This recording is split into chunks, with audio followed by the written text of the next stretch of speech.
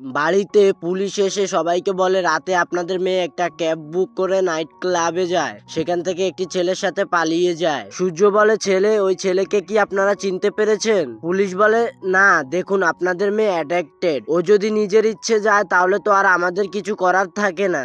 তখনই পুলিশ একটি video footage দেখায় সবাইকে, যেখানে কৃষ্ণ সোনাকে নাইট ক্লাব থেকে বের করে আনার চেষ্টা করছিল। তখনই রূপা বলে না না, এটা হতে পারে না, কৃষ্ণ এরকম ছেলে না, আমি ওকে চিনি। তখনই উর্মি বলে নিজের চোখে দেখার পরেও তুই ওই অসভ্য ছেলের কথা বলছিস? অন্যদিকে আমরা দেখতে পাই সোনা সানাই বাজিয়ে বাড়িতে ঢুকছে, আর সবাই সোনার দিকে হাঁ করে তাকিয়ে আছে। দীপা বলে এই ছেলে কে? সোনা।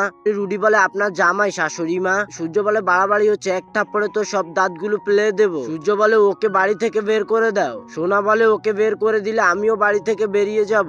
তখনই সূর্য বলে ও ভুল কিছু বলেনি দীপা, আমি ওকে চোখের আড়াল হতে দিতে পারবো না।